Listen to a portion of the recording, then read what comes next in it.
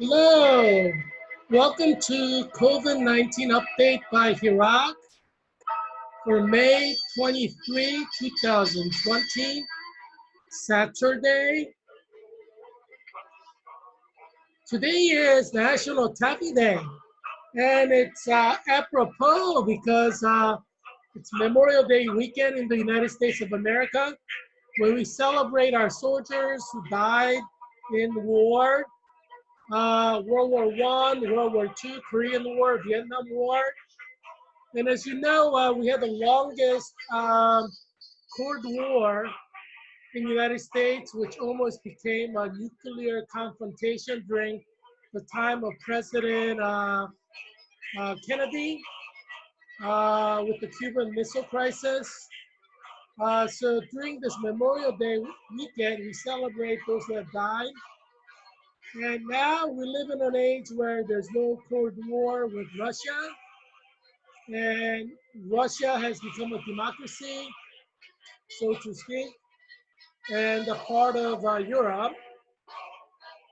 And some say Russia is like an ally or friend of the United States.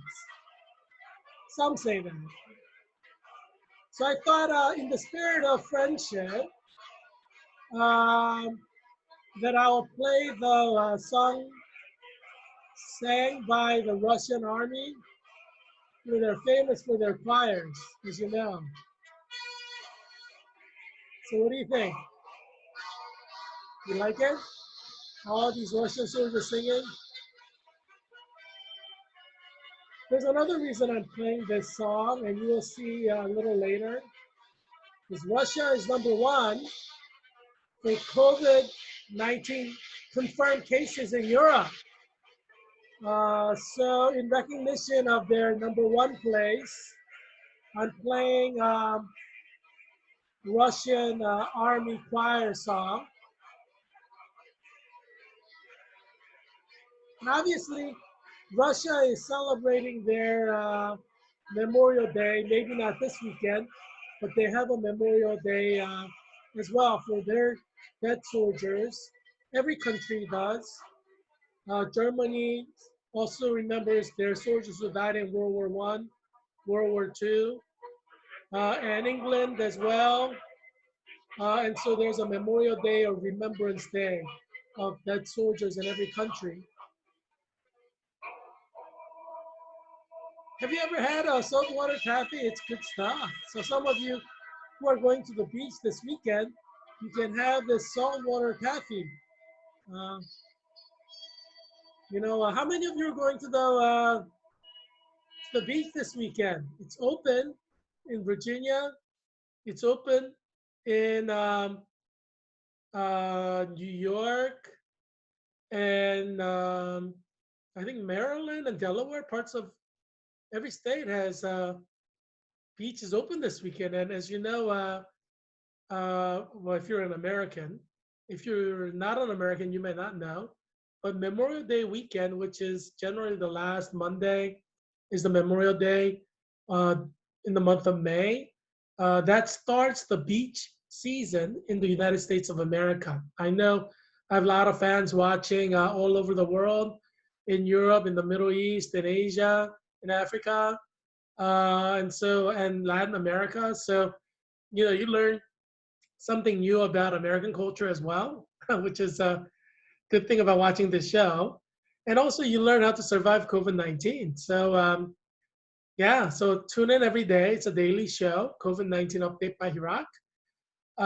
And you can watch this through my YouTube channel, Heerak Christian Kim for Congress YouTube channel, or through the pinned tweet at top on Heerak for Congress, number 4, Heerak for Congress on Twitter page. Yeah, watch it every day because it will help you to be victorious against COVID-19, at least survive COVID-19, even if you may not be victorious. And survival is victory, right, on an individual level or familial level. And so watch this show, and you get to learn about America and history, healthcare, diplomacy, theology, Jewish studies, social scientific methodology. You get to learn about a lot of different things from different angles. As you know, I'm the Leonardo da Vinci of 21st century. So I bring you this show and provide amazing insights that you will not get from CNN, PBS, NBC News, ABC News, CBS News, BBC News, Sky News, French 24, Deutsche Welle, and other news networks. And so you should tune in because you'll get something that you will not get anywhere else. Let's go to our daily death rate. And the tragedy is that US daily death rate continues to be above 1,000. And that seems to be the new normal. And as you remember, US has been closed for a couple months. So the deaths that are coming is from when the states were closed. So you can imagine how much it will grow since some of the states have opened. And several states that they're experiencing second peak of COVID. And I know some of the mayors in some of the states are getting quite desperate and they're kind of appealing on TV. I mean, as I said, you're free to open up, but you have to expect people to die when you open up. I mean, that's something you cannot avoid because there's no vaccine, there's no cure, and there are not enough N95 respirators for every American. And you can't really reuse that stuff, you have to kind of use it and throw it away, at least on a daily level, or maybe several of them during the day. So we just don't have enough N95 respirators or surgical masks to protect American citizens. So of course you're going to have people die. So I'm predicting that by August 2020, there will be more than 1 million Americans dead from COVID. We are going to break 100,000 probably tomorrow or day after tomorrow. Certainly by next week, sometime, probably by midweek, we'll have broken it. And this is only May, right? It's not even June yet. Looking at the exponential growth in June, July, August, I think we could easily hit 1 million. So I'm not going to revise that figure yet. Obviously, I don't want anybody to die.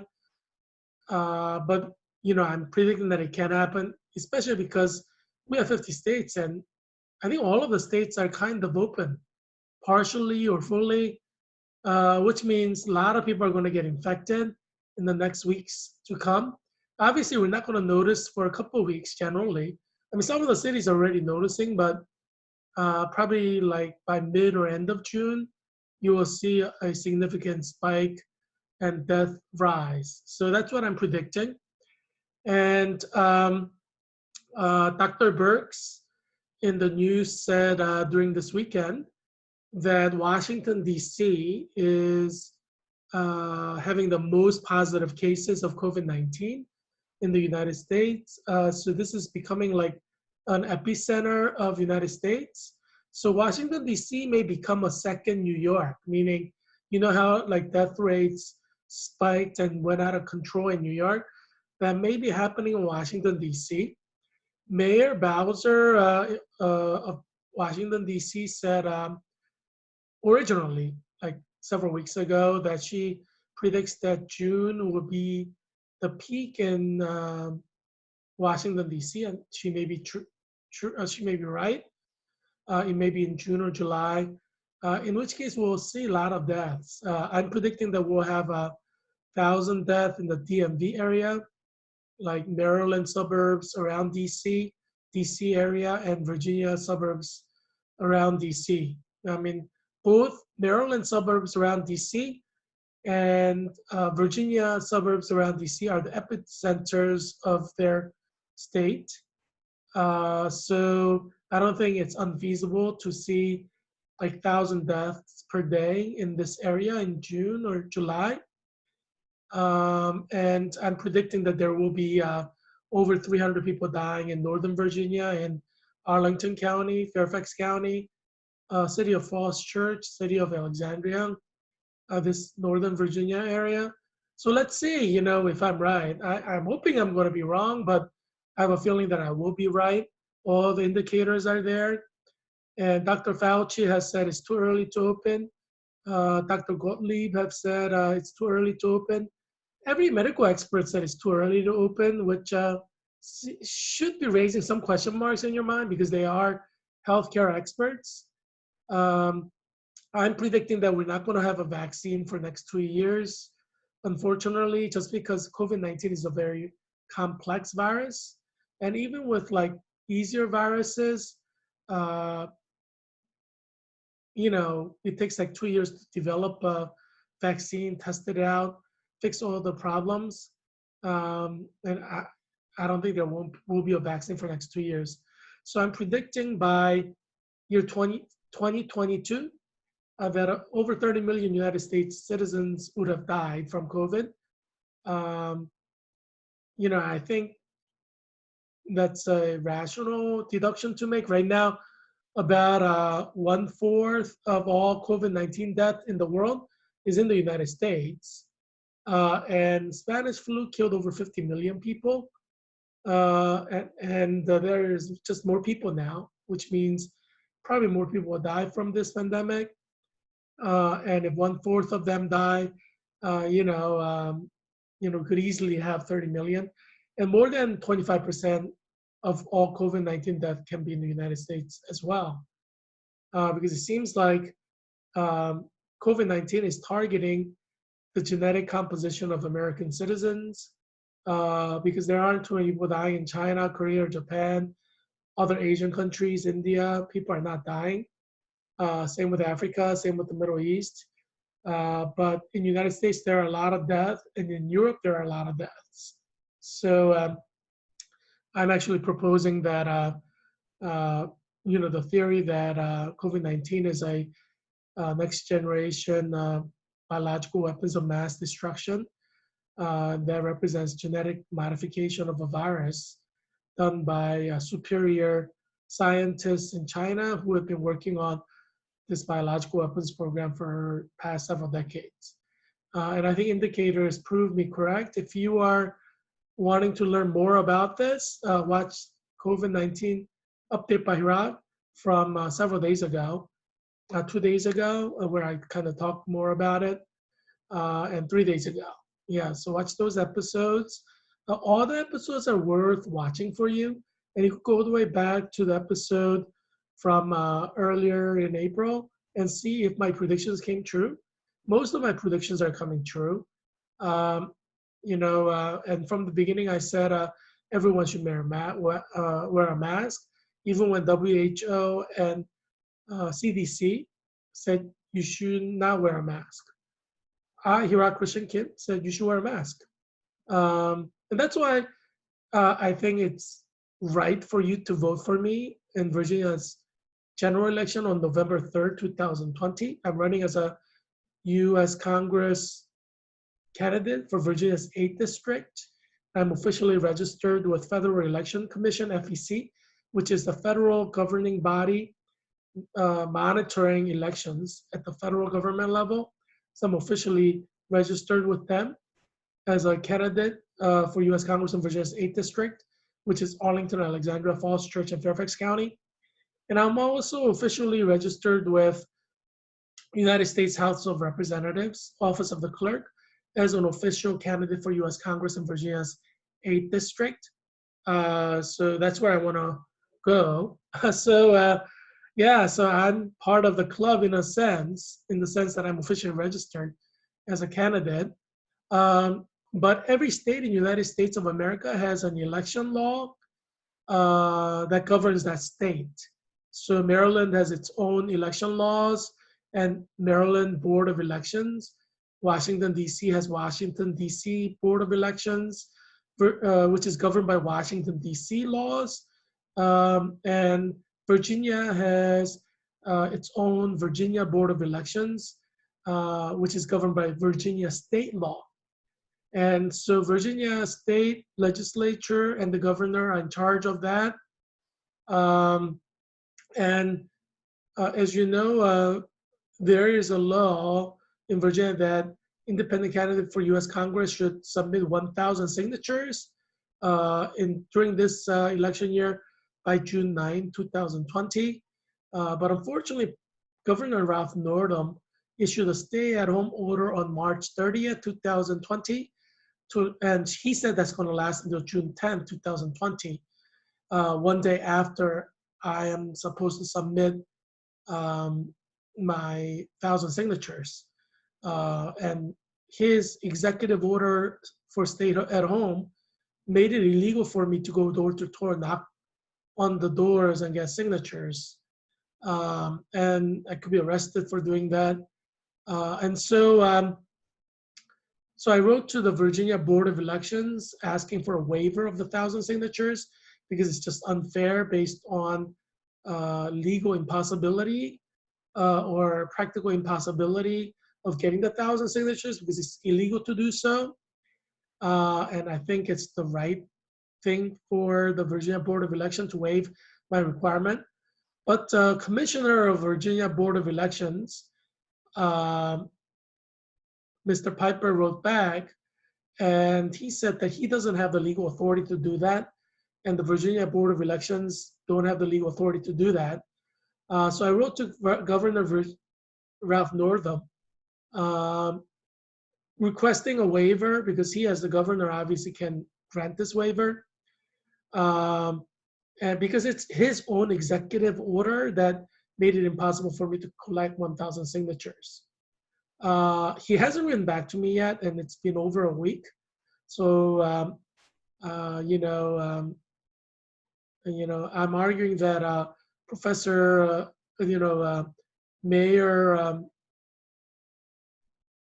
actually Governor Northam is trying to block me out of Virginia ballot box by issuing that stay-at-home order, which would not allow me to collect 1,000 signatures. So he's like using dirty politics to block me out.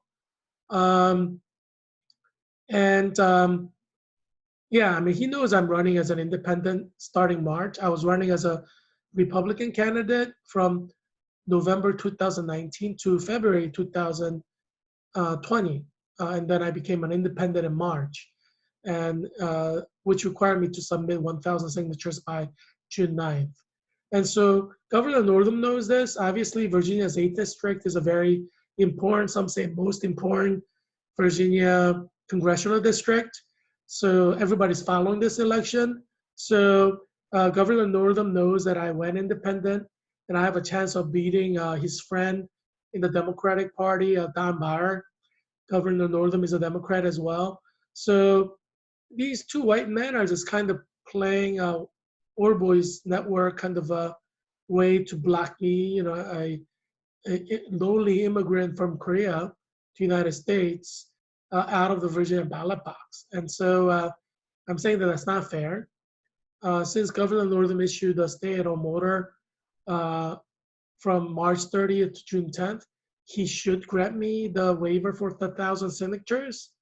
He should at least reply to my letter. I mean, he's not showing me respect as a official federal candidate for U.S. Congress by not replying to me in a timely manner.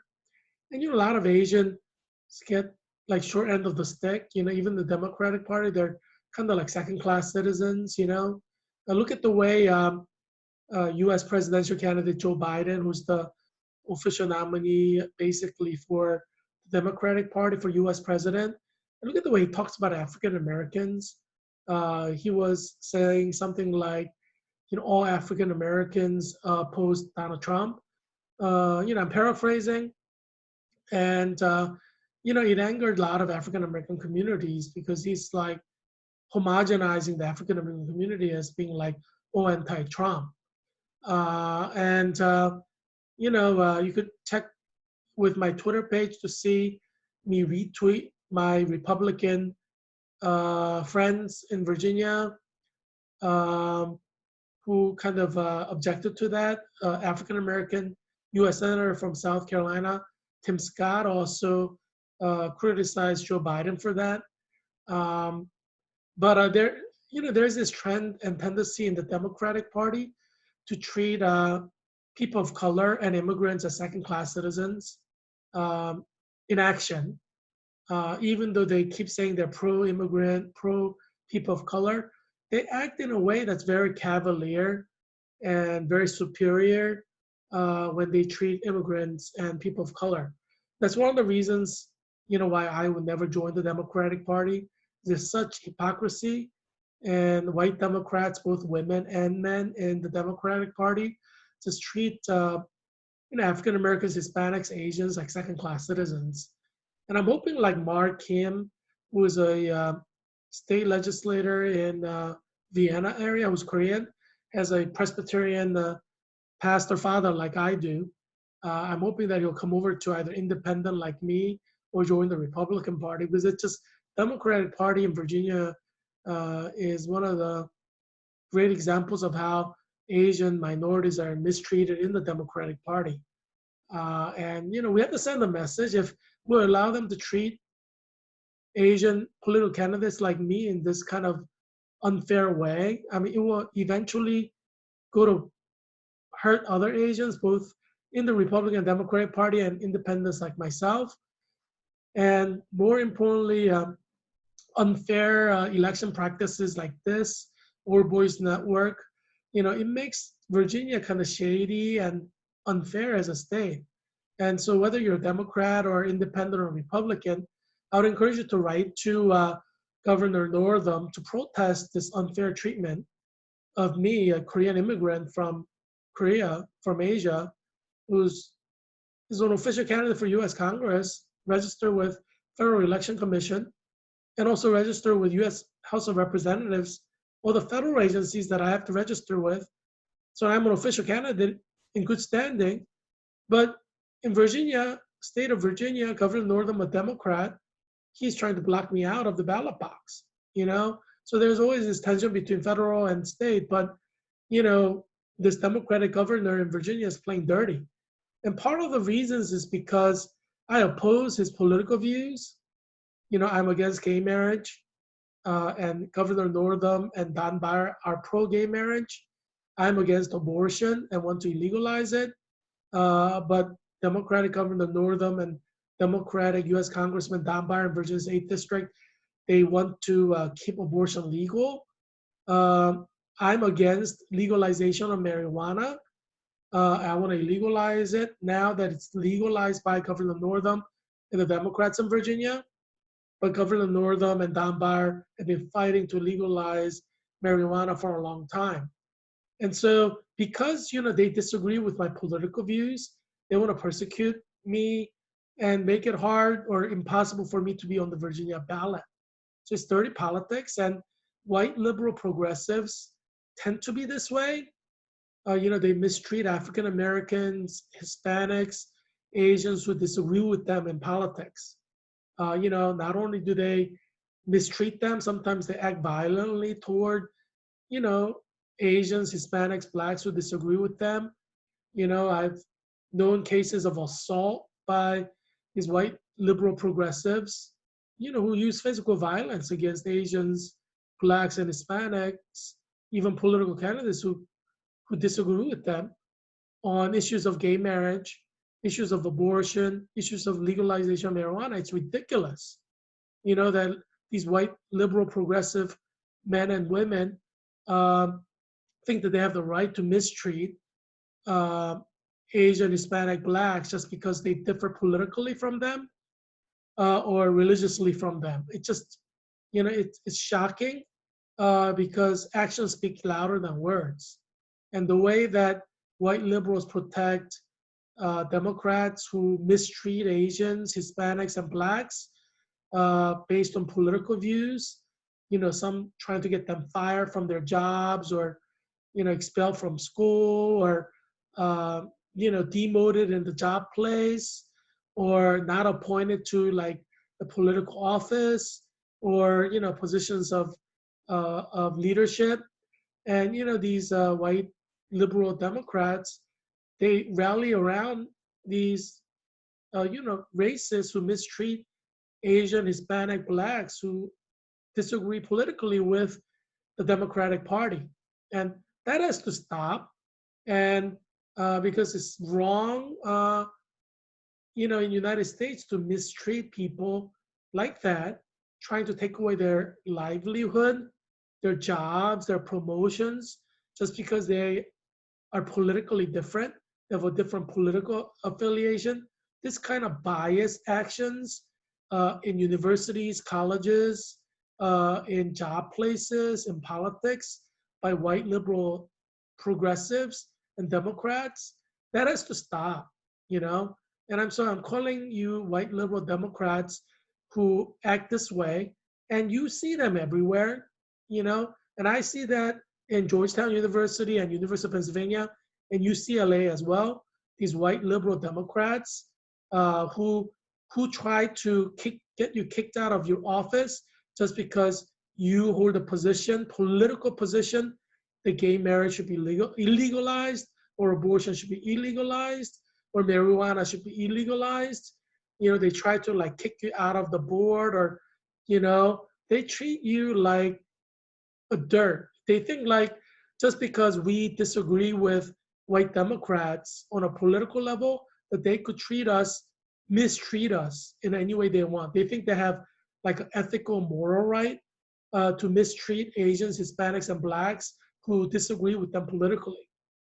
And part of the reason is that these white liberal Democrats, they call like abortion a fundamental human rights. So they are trying to elevate themselves to the status of God. Who are they to declare abortion as a human right, right? So they think they're gods, and so they think they have the right to racially discriminate or treat with bias Asians, like me, or Hispanics or blacks who oppose gay marriage or abortion, and get them kicked out of this, kicked out of that, fired from this job, fired from that job. And I've cases after cases of black uh, Christians who oppose gay marriage were fired from their job by a bunch of white liberal Democrats because they're like, well, gay marriage is a universal human rights. And I've known white Christians and Hispanic Christians who were fired from their job for opposing abortion because they say abortion is universal human rights. So these Democrats think that they are gods and they could use bias, their own political positions as a bias to mistreat Asians, Hispanic, blacks.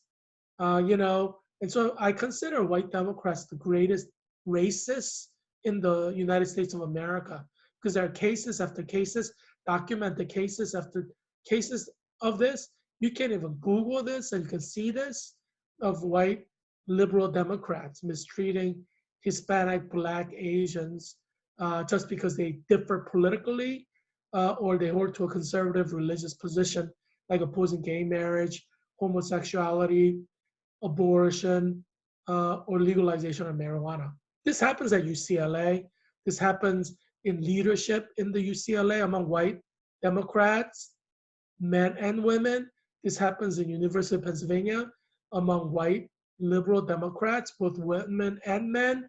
This happens in Georgetown University among white liberal Democrats, men and women, and they should be ashamed of themselves.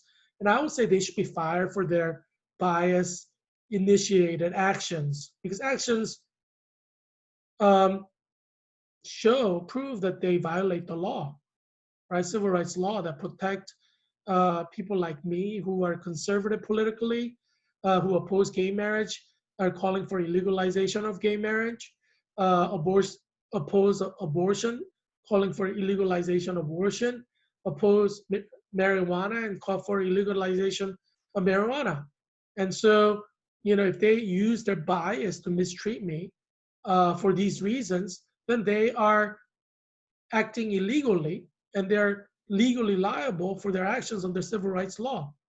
And UCLA, must honor the law and punish those who use their positions of power and influence to treat with bias those who disagree with them politically or religiously.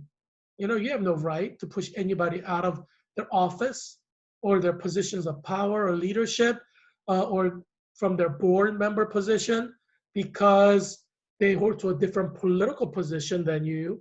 They have the right to express their political positions just like you express your political position. That offends us. We are offended by your pro-gay rhetoric, and you are politically liberal. Should every pro-gay people be fired at UCLA because it's deeply offensive to evangelicals? You're playing that game. You're setting the rule. Maybe we should work to fire every pro-gay administrator, dean, provost, president from the University of California system. You want to start a war, cultural war. You're trying to fire evangelical Christians who are Black, Hispanic, Asian at UCLA who believe gay marriage is wrong. Maybe we should organize and get you fired from UCLA board membership or UCLA presidency, offices of dean, right? You're trying to get us fired for believing what we believe. You're trying to deprive us of our livelihood. So that means we have the right to get you fired for your pro-gay position, pro-gay marriage position, right? You're setting that rule. So if you want to go that way, obviously we can go that way and have every president who is pro-gay marriage fired. We could work politically and organize money, wealth, and power to get every pro-gay marriage president at UC system, University of California, a college system, fired from their job. And we could get organized to fire every board member, president, deans, and provosts at University of Pennsylvania who's pro-gay marriage fired from their job. We could organize and get every deans, associate dean, assistant deans, provost, president at Georgetown University or any Jesuit university fired for personally holding to pro-gay marriage positions. That's the rule that you are setting, right? I mean, if you're going to try to get us fired because of our political positions, we have the right to get you fired. So you want to play that way? We can play that way, right? And so, this is a fair warning to every one of you at UCLA who try to discriminate against Christians, Black, Hispanic, Asians who believe homosexuality is evil, following Romans 1, and who want to illegalize gay marriage. You do not have the right to oppose them. They have the right to speak their mind. It's a free country. They have the right to freedom of speech. It's protected under the First Amendment.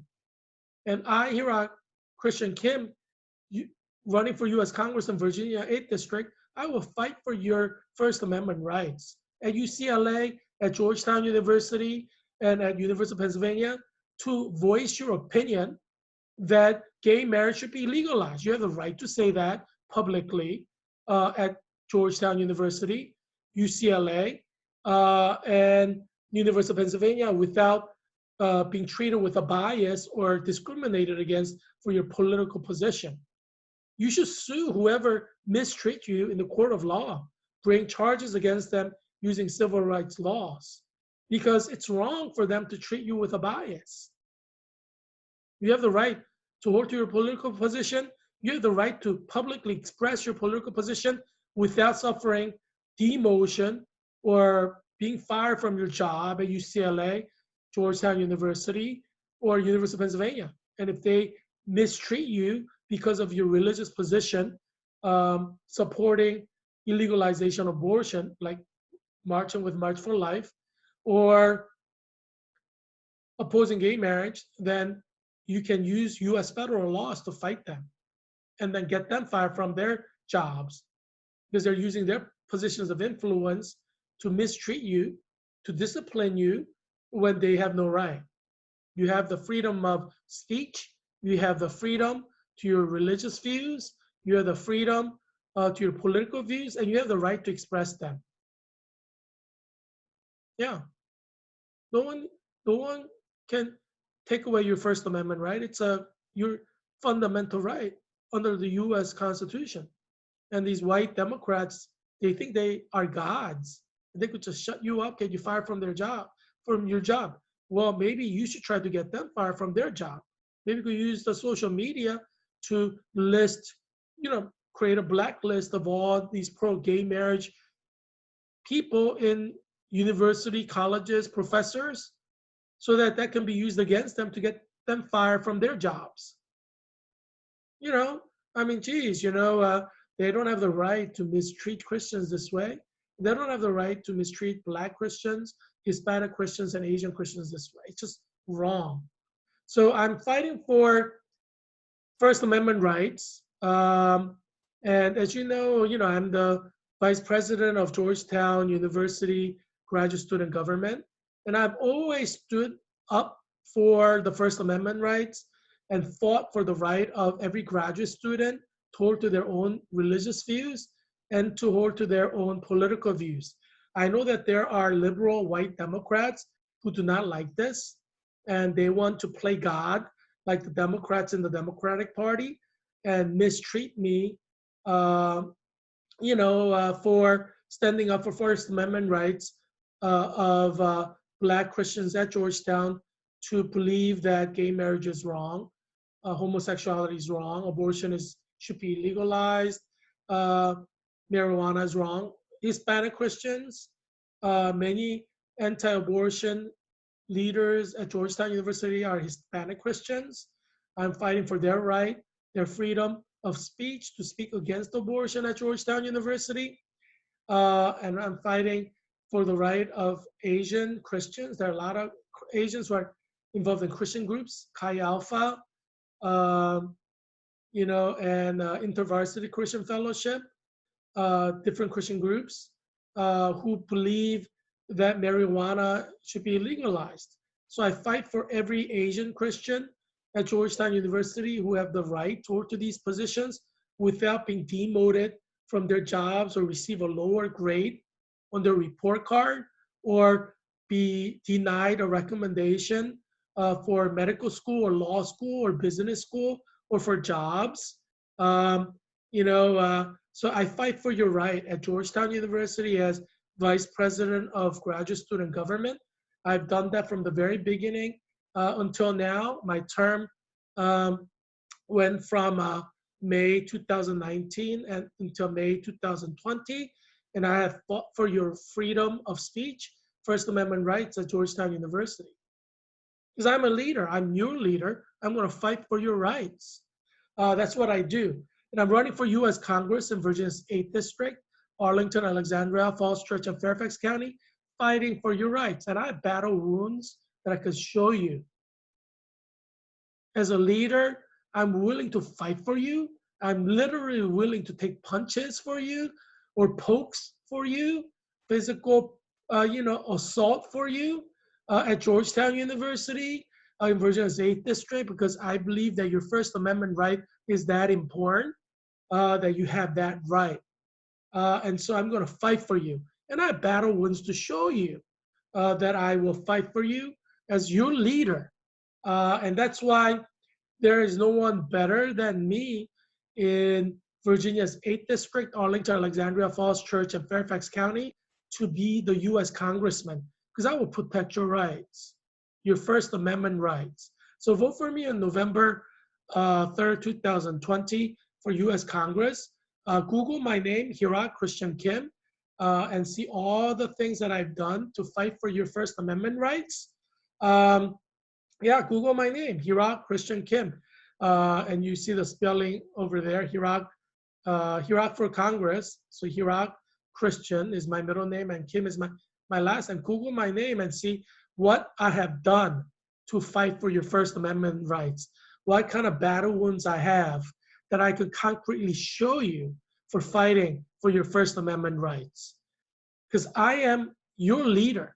I'm leader of all graduate students at Georgetown University as the Vice President of Graduate Student Government, and I will fight for your right, for your religion, to be a conservative evangelical Christian at Georgetown University or conservative Catholic at Georgetown University. This Vatican position is anti-abortion, anti-gay marriage, anti-marijuana. So I will fight for your right to hold to your beliefs without being assaulted physically and without being denied recommendations or promotions or acceptances to medical school, law school, nursing school, PhD programs, master's program. Yeah, I will fight for your right, and because that's what I do. I will fight for your right because you have the right to believe what you want, and this is a right that is protected under the First Amendment.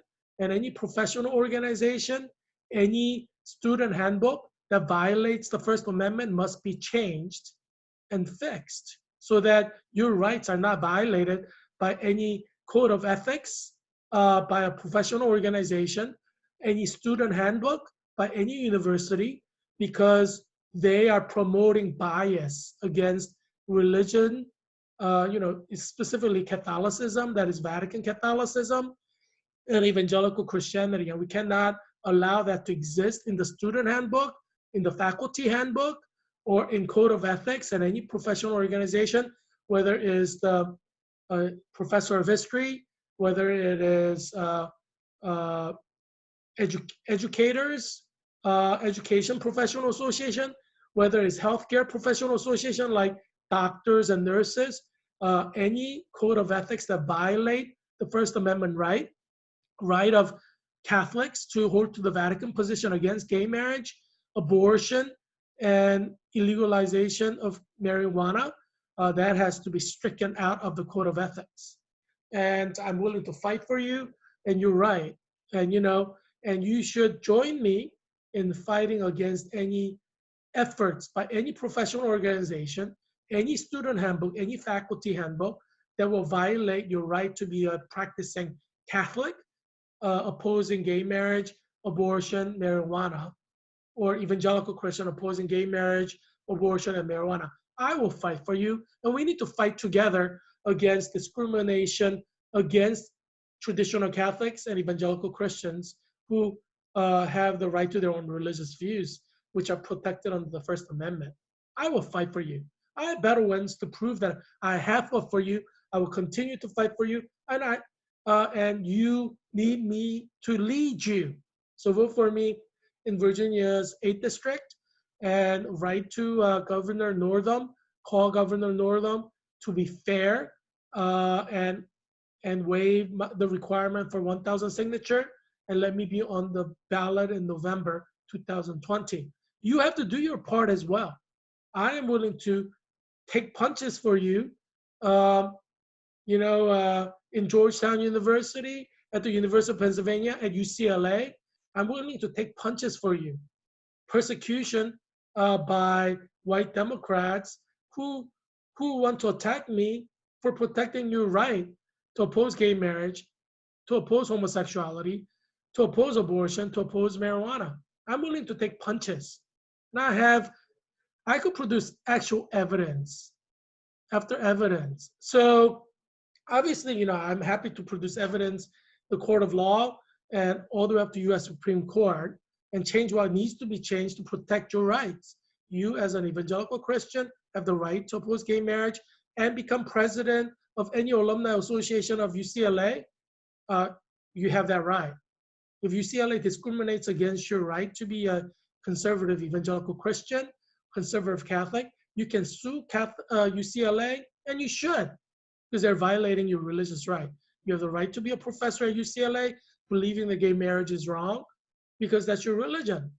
They cannot block you from UCLA's professorship because of that, and you just sue UCLA.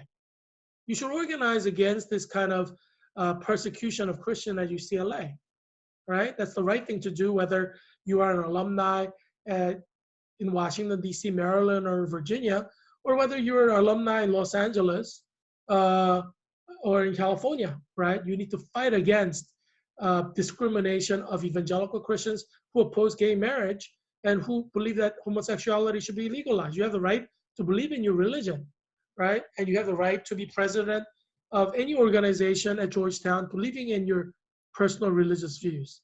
So fight for your right. Don't let white liberal Democrats use their bias against you to exclude you from things.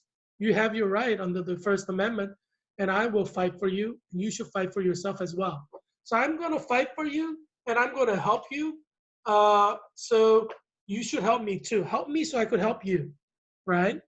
Let's go to COVID-19 deaths. There were 1,104 cases of COVID-19 death in the last 24 hours. That's a lot of people. It's no joke.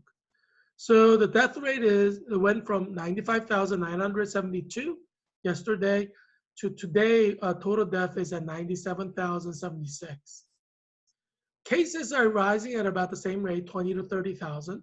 So yesterday was 1,600, 782. Today it's 1,622,447.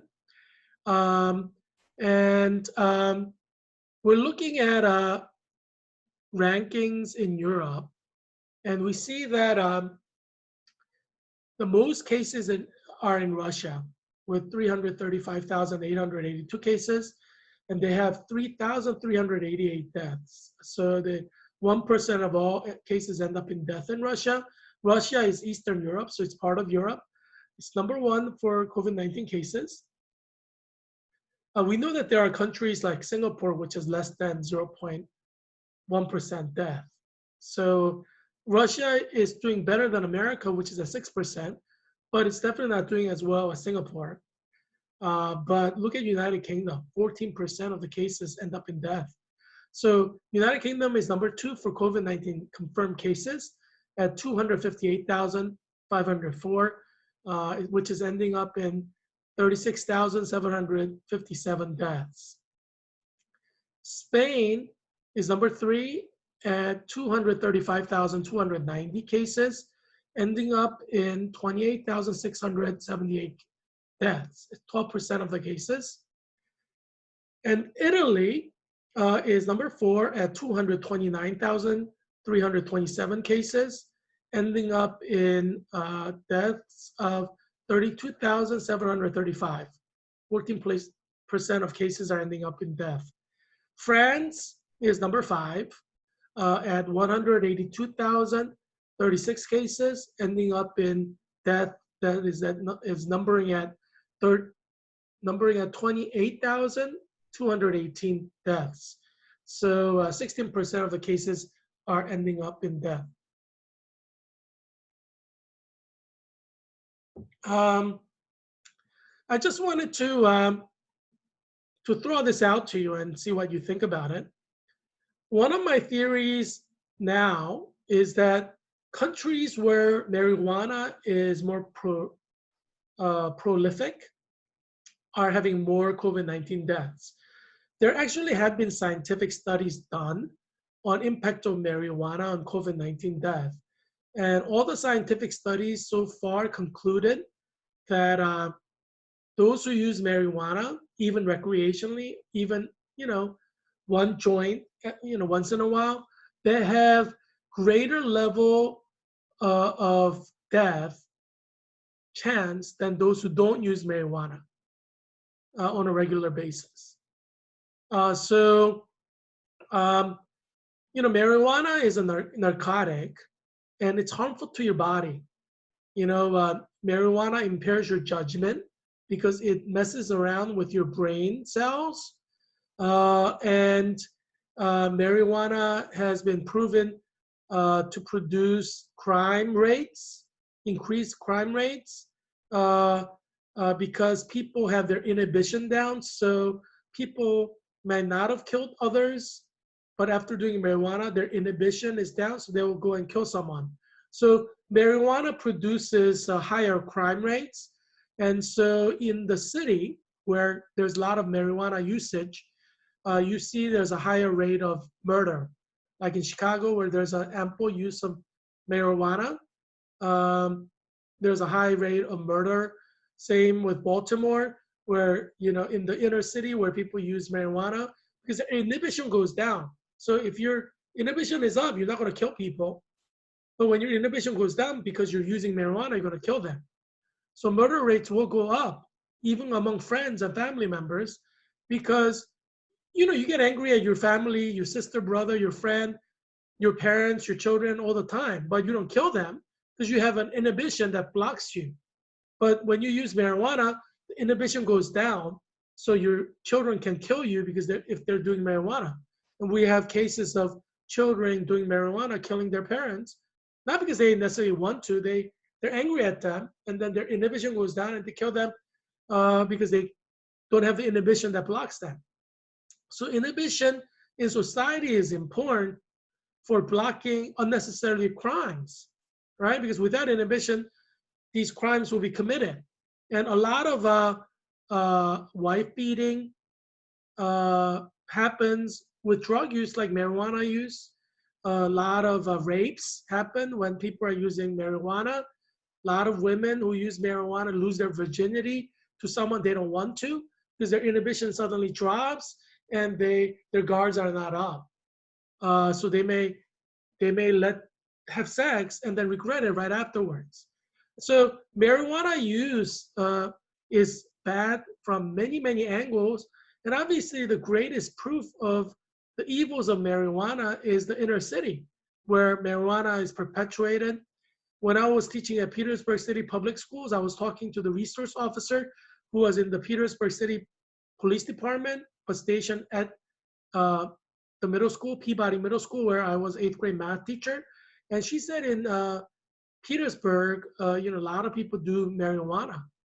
And that's why the crime rate is so high in Petersburg. So marijuana usage raises crime rate. I mean, you have high murder rates in Chicago and Baltimore because of marijuana usage. So there's a direct correlation between use of marijuana and increasing of crime rates, violent crimes like rape and murder and physical assault. And so Virginia Governor Northam signed the legalization of marijuana on May 21st, 2020, this week. So now you're going to see a rise in crimes throughout Virginia. You're going to have children killing their parents when they're angry, or maybe to support their drug habit. Um, and you're going to have friends killing friends while doing marijuana. So crime rates are going to go up in Virginia, unfortunately, because of marijuana. As you know, I support illegalization of marijuana because marijuana increases crimes. That is clearly proven. Violent crimes are raised by marijuana. So it's the wrong direction to go to legalize marijuana. And marijuana is a gateway drug, as you see that, like in the center. It's a gateway drug to other kind of drugs like heroin, cocaine, methamphetamines, ecstasy, opioids. And you see the picture there, like little kid just kind of in a fetal position because of marijuana and all these narcotics that the little kid is exposed to. Now, Virginia Governor Northam, by legalizing marijuana, has proliferated crime in Virginia, and he has destabilized society, destabilized families, because of legalization of marijuana, you're going to have husbands killing their wife killing their husbands. That crime rate's going to go up. You're going to have more adultery, more rapes, more sex that people did not want to have because they're using marijuana, and proliferation of sexually transmitted diseases. And so the Virginia governor of Northam, Ralph Northam, is really hurting America through legalization of marijuana. And the Democratic Party is hurting Virginia. Every city is going to be affected. And it's a shame because death rate will rise. We have an opioid crisis now, and it's going to go up because more people doing dope, they're going to get into more and more hard drug because, marijuana doesn't give them the rush that it did when they first tried it. So they're going to go into harder and harder drugs, and you're going to have people dying. There are 115 people dying from drugs in the United States every day. So it's like 10% of COVID-19 deaths. It's a shame because these 115 deaths can be gotten rid of if we illegalize marijuana and we enforce that law strictly. You know, in Singapore, if you get caught with the marijuana, it's capital punishment. You go to electric chair, and that's probably why they have 0.01% death. Right? They only have like what 12 or 22 people died from COVID-19 because nobody's doing marijuana.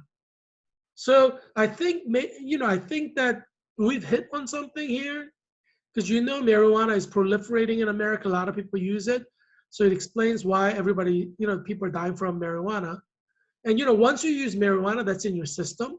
So when Chinese created this COVID-19 virus by genetic engineering, so they use the genetic material of an actual virus, but they genetically modify it. They might have targeted marijuana. That's another possibility. So my original theory is that they're targeting genetic diversity, and that's possible.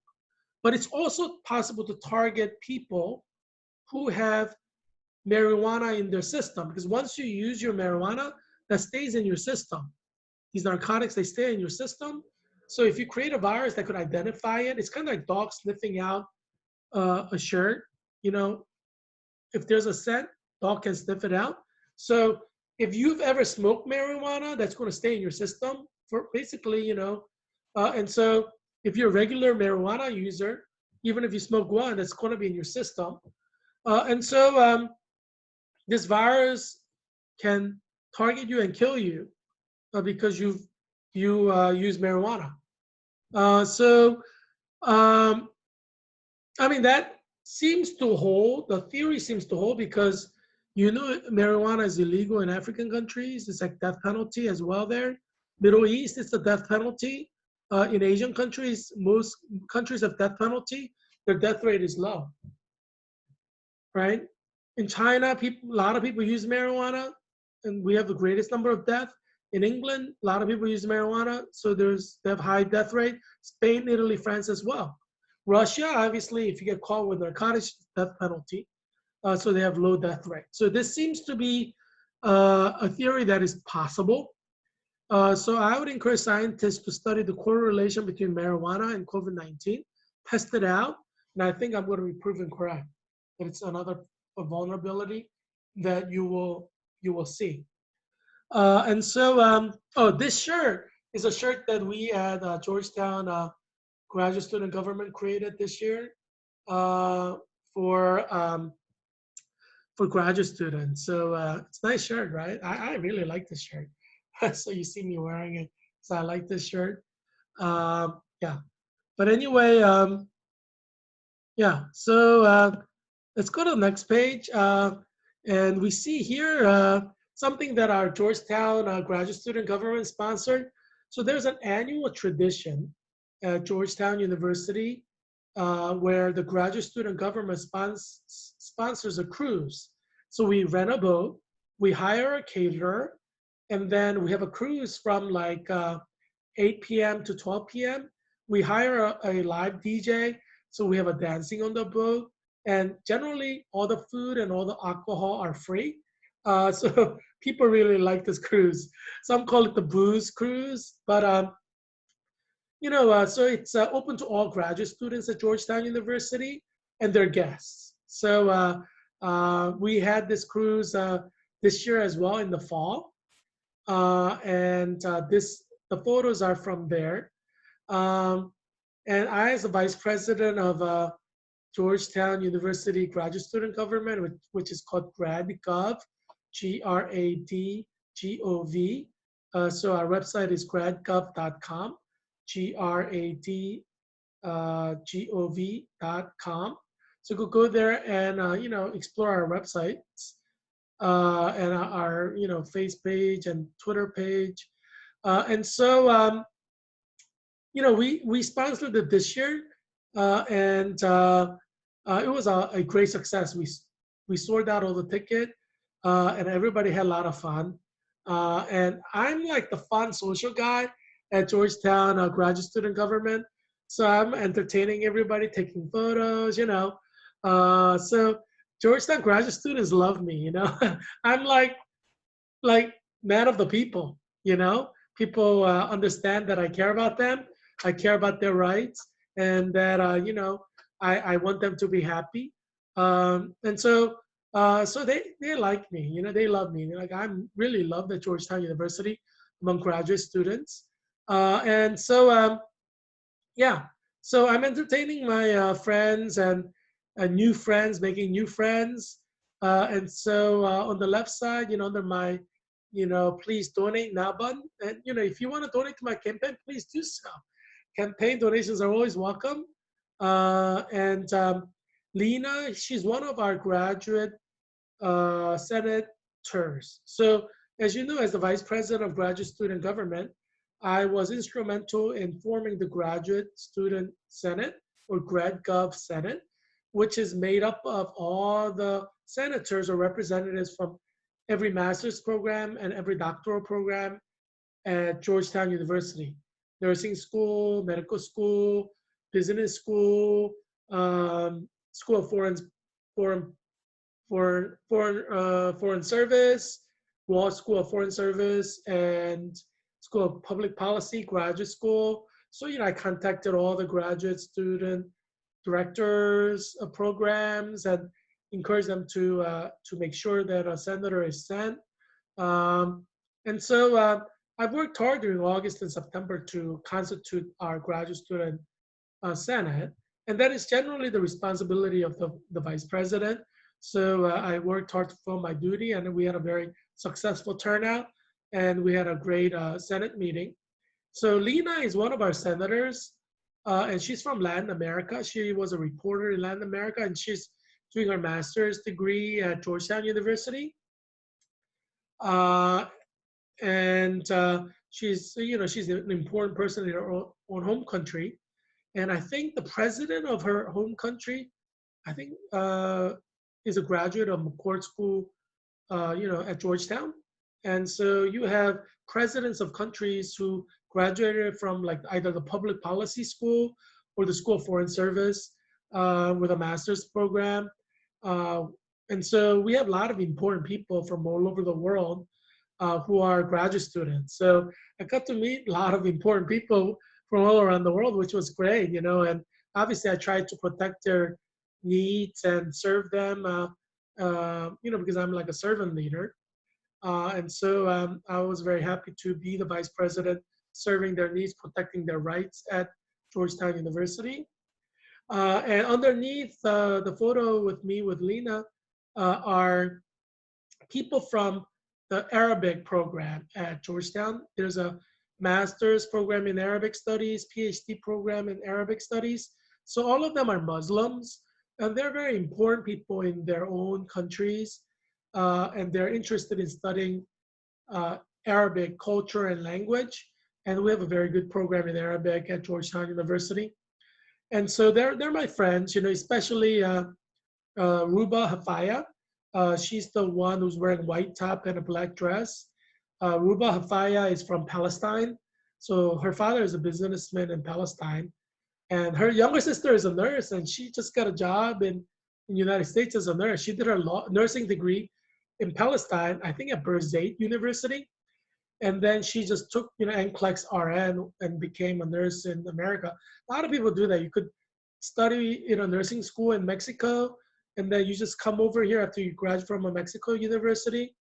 You take NCLEX RN and you get paid like, you know, normal salary, like $60,000 a year as a nurse.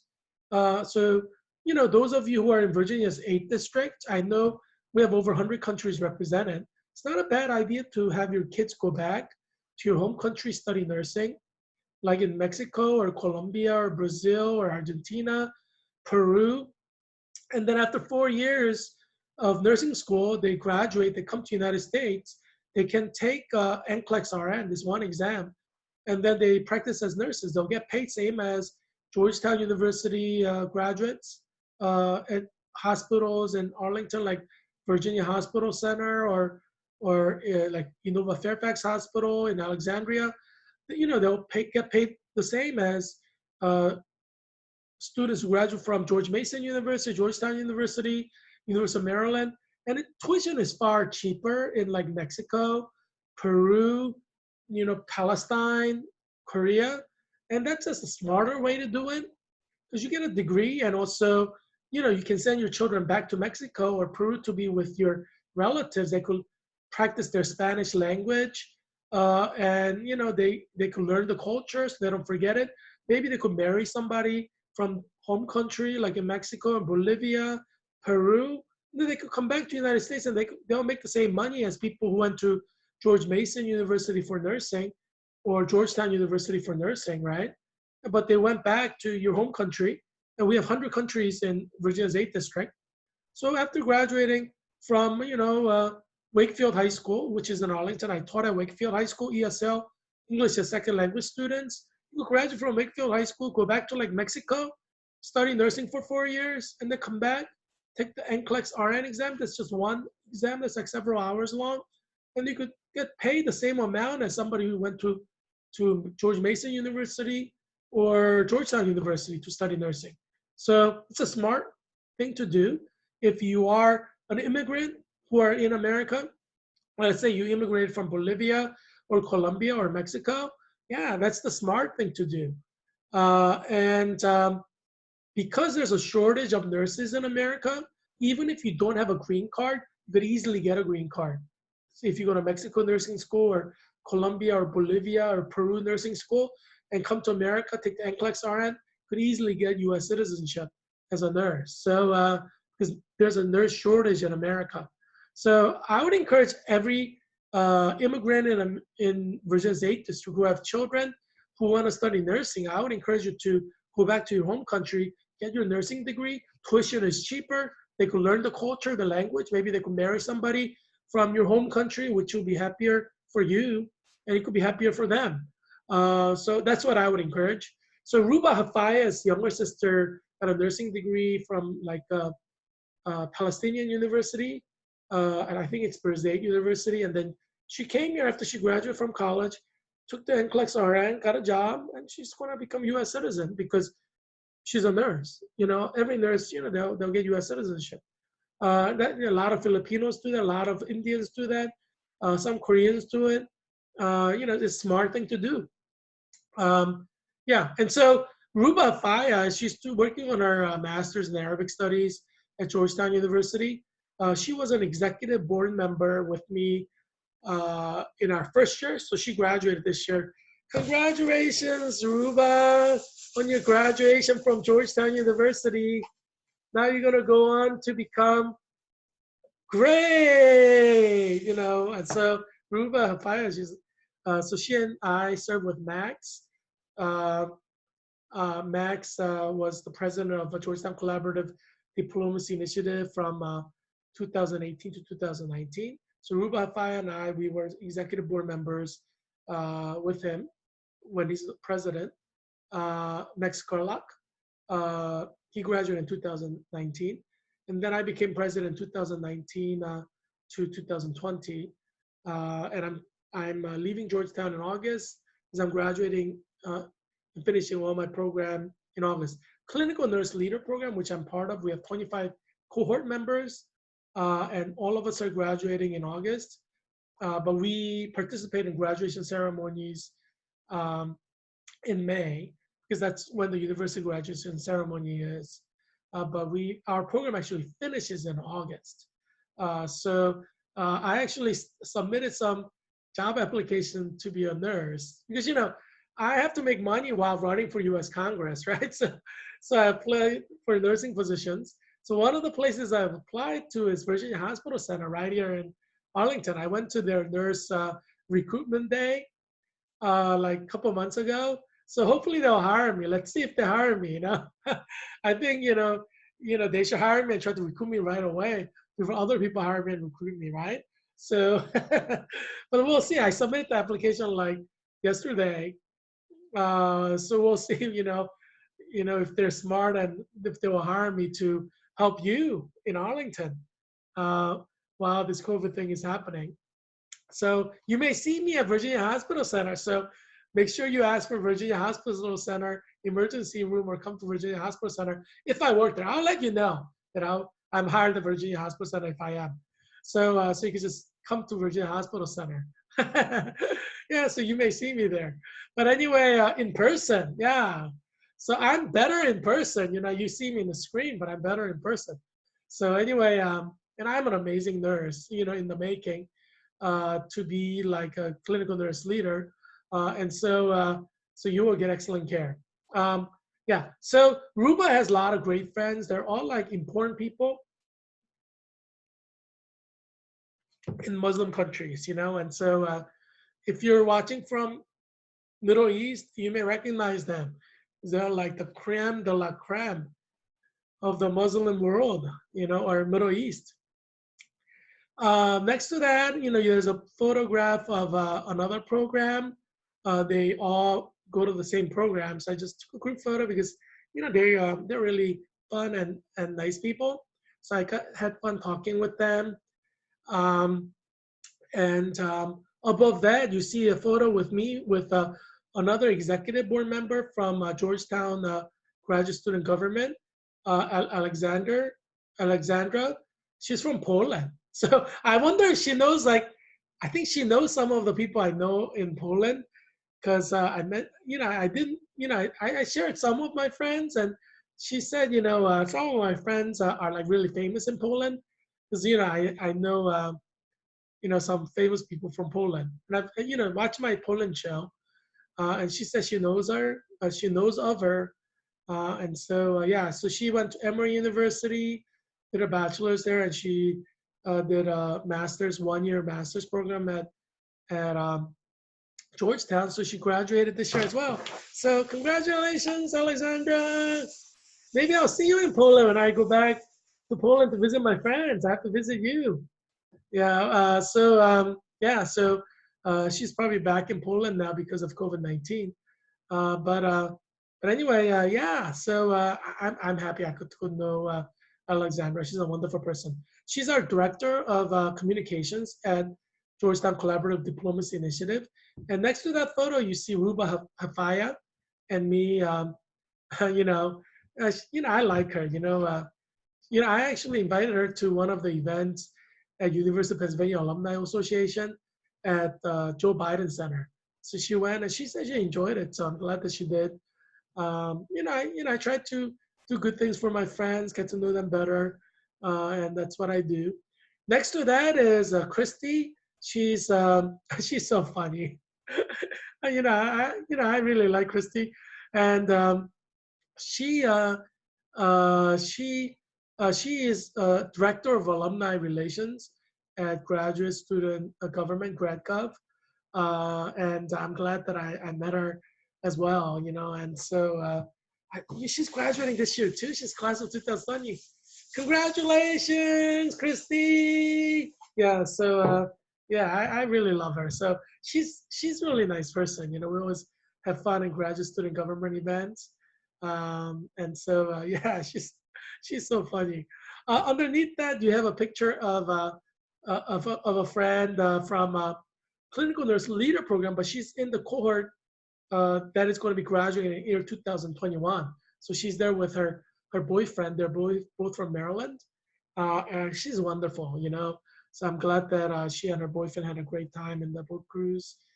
And yeah, on the top photo, I've another wonderful person and a graduate student at Georgetown. Yeah, so yeah, we all had a great time. So I would encourage you to, if you are a graduate from bachelor's program, I'd encourage you to consider applying to my program, Clinical Nurse Leader Program. So I'm going to do some free advertising for Georgetown University's Clinical Nurse Leader Program. Our director, Dr. Yearwood, she should be thankful that I'm advertising the program for her, so that we'll have great applicants. But yeah, if you graduate from a bachelor's program in May, I would encourage you to apply because you don't need any experience in nursing to apply to this program. It's a very intense program, so 2 years you're going to work really hard. But after 2 years, you're going to become, clinical nurse leader. Um, and you're going to do some important things in the nursing world. So it's definitely worth it. There's like 5 prerequisite classes, I think 5 or 6, and you could take them all in like community college, like from Nova, so you don't spend too much money on tuition. Um, yeah, and then you can apply in the fall. And the deadline is like November, I think around November-ish. So go to the Georgetown nursing. You Google Georgetown nursing and say, look at clinical nurse leader program, CNL program. That's the program I'm in. I'm graduating with the program in August with my fellow cohort members. So there are 25 of us in the cohort. I love my cohort members. They're all so wonderful. I love you guys. Congratulations, everyone.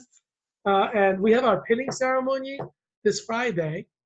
And yesterday I had the announcement. So you could see yesterday's program and see our announcement. Yeah, so this Friday we have a pinning ceremony for clinical nurse leaders and bachelors of science and nursing students. So there's 26 students graduating with their bachelor's degrees. There are 25 of us graduating with master's degree. And so we're both going to have the pinning ceremony together. So it's going to be a great event. So yeah, so we're all very excited. But yeah, if you graduate with a bachelor's, even if it's English major or history major, I'm a undergraduate history major. You just take the 5 prerequisite classes and then you could apply. So I would definitely encourage you to do that. It may be the best decision you make in your life because you will help people. Like, as I said, I applied for Virginia Hospital Center yesterday. And if they hire me, I'll start working right away in August, working with patients, saving their lives, and that's what you can do. You could save people's life for the rest of your life as a clinical nurse leader. Why would you not consider that as an option? Especially with this COVID, you're seeing how many people are dying every day, right? Over 1,000. So if you go into nursing, you could save people's lives. You'll know how to do it. And you could save your family members' lives if they get COVID, or any kind of illness. You could kind of help them, give them guidance as a professional. So definitely, I would encourage you to apply to clinical nurse leader. It's a very hard program to get in, and that's why so many of my fellow cohort members are so impressive. I love them all, and I respect them all, and I know all of them are going to be great. And we're like bound together, right? We're cohort members, and every one of us are going to be like lions. So yeah, lions in the nursing world. And so, we're bound together as class of 2020 CNLs forever. We could have reunions, 5-year reunion, 10th year reunion, and we'll be working together. We'll be going to the same professional associations, right? AACN or NLN, we'll be like in the nursing world together. We'll be helping each other, supporting each other. And if I become a U.S. congressman, I'll probably hire some of them, for my healthcare task force that I want to create with other U.S. congressmen. So, we can work together to advance nursing and healthcare and helping people. And so I'm very excited that we are cohort members who are kind of helping each other and supporting each other's success. I'm hoping that everybody will be very successful in wherever they're going. I guess with COVID-19, most people will try to find their job in their state. I think that's what's going on now. Because generally before COVID-19, most people graduated from Georgetown Nursing School, they got job in Washington, D.C. That's like the highest number of nursing graduates. They went to Washington, D.C. But this year, because of COVID, I think hardly anybody's staying in Washington, D.C. They're all like going back home. Like certainly in the bachelor's program, I think like most, if not all, are probably going back home for nursing jobs because, they want to be near their parents because their parents can die from COVID, right? Like their parents are within their age range or, they have comorbid conditions where they can die. So I don't think they want to be in Washington, D.C. because COVID's going to continue for years and years. The World Health Organization, WHO, says It's never going to go away. It's forever. Um, so I don't think bachelors of science and nursing students will want to be in Washington D.C. While their parents are like in Illinois or California or Minnesota. They may die. Like, what if they get COVID? Like, and you're working in DC, and if there's a second wave in the fall, you can't even fly. You may not see them before they die. Do you see how sad that is? But so I think like a lot of bachelors of science and nursing students are going to find jobs as nurses near their home. Probably live with their family or live close by, just to make sure their parents are okay. They, if they get COVID-19, they could see them before they die. Things like that. So I think majority of the bachelors of science and nursing students will probably go back home. So this year, there's going to be a serious shortage of nurses in Washington, D.C. area hospitals because everybody's going to go home to be with their family. And obviously, every state has a dire need for nurses now because people are dying of COVID. So whichever state you're from, they need nurses desperately, because nurses are dying too. And so they will have no problem finding a job in Illinois, California, Georgia, Minnesota, Massachusetts. So they're all going to go home and they're going to work in probably really big hospitals in their home state near their family. And I'm willing to bet that like a lot of the clinical nurse leader students will go back home and work as well. Like Sheila's back home in Georgia. She's an amazing person. She's like an Indian American. I'm Korean American, so we're both Asian Americans. Asian Americans unite. No, but it is an Asian American month right now, May. So I'm sure Sheila is celebrating that with her friends in Georgia.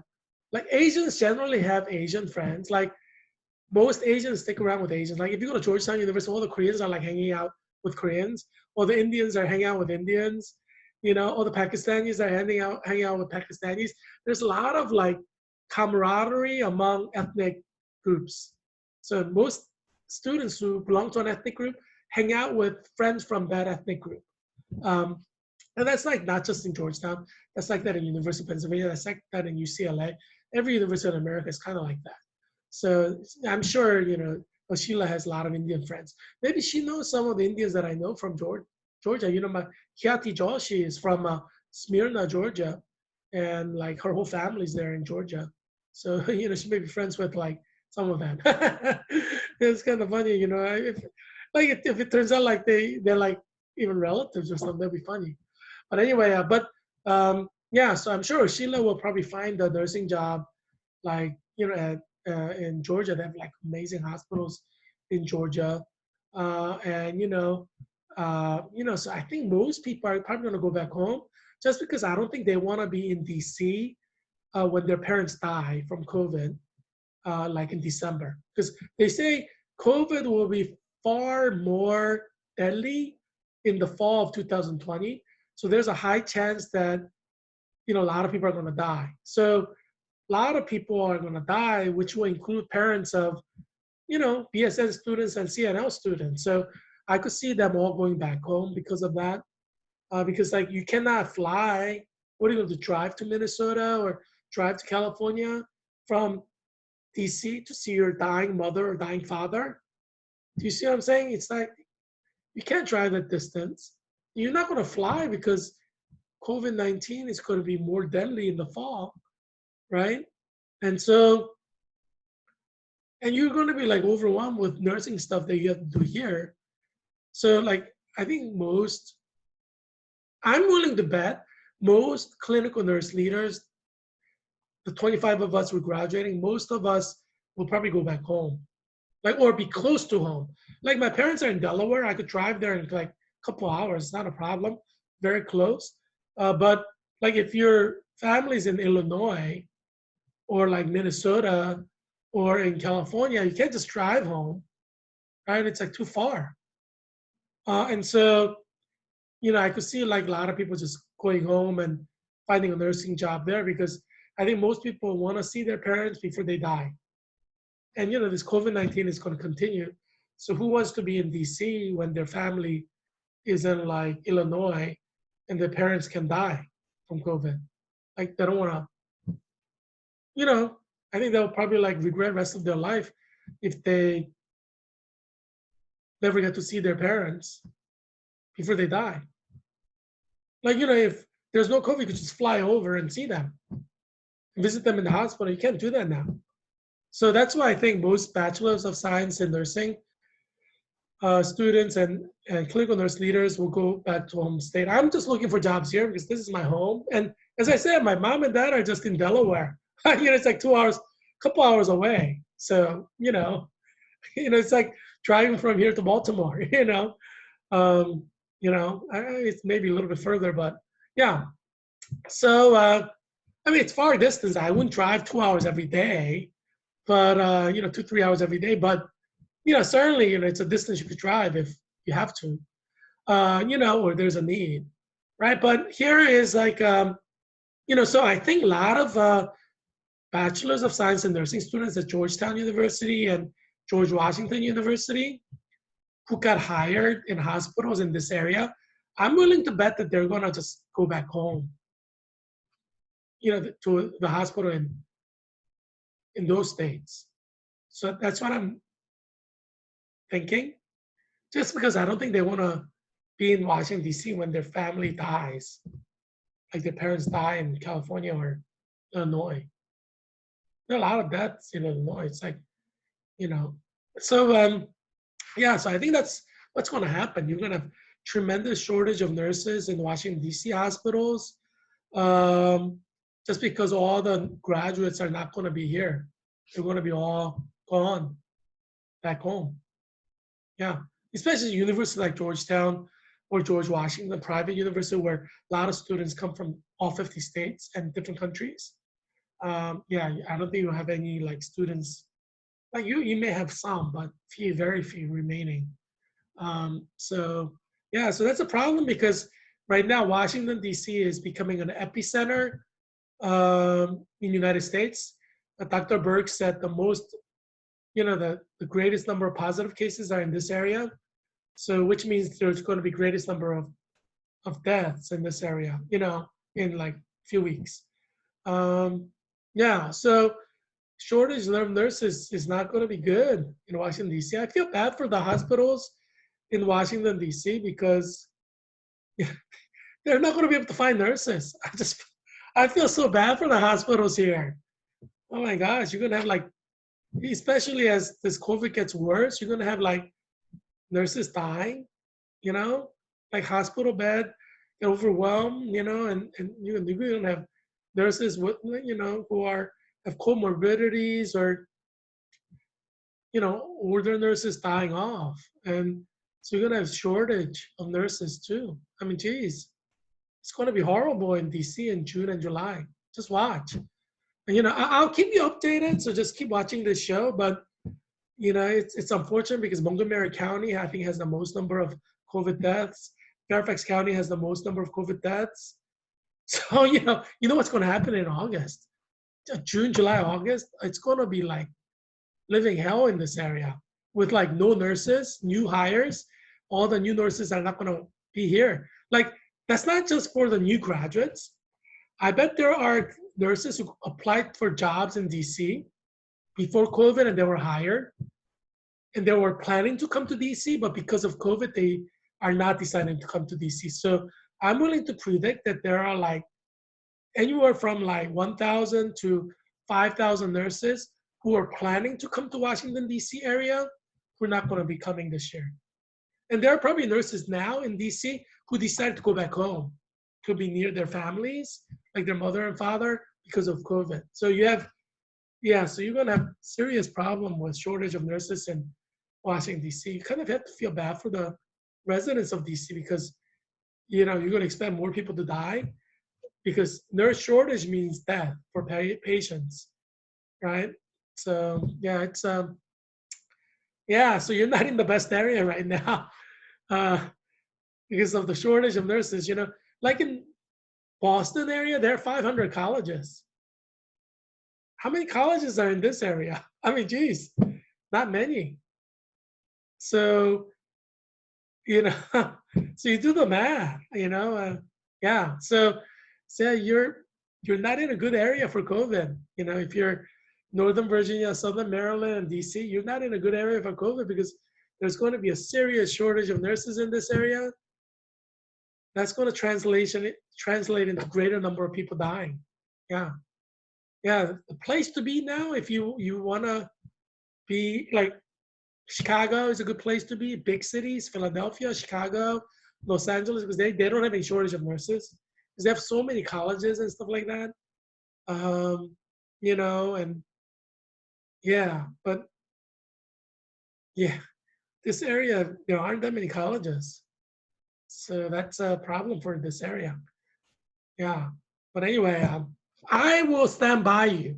I applied to be a nurse at Virginia Hospital Center to save your life in Arlington. That's how much I love you guys. See, I want to save you, So I'm here to save you. I applied for a job to save you from COVID. I'm starting August. Yeah, this is how much I love you guys.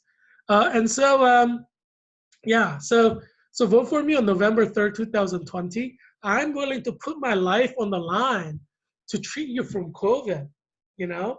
And so I care about you. So vote for me to be your US Congressman. I will fight for you in US Congress to help you, right? So thanks for watching today. I'm glad that you can be part of my show every day.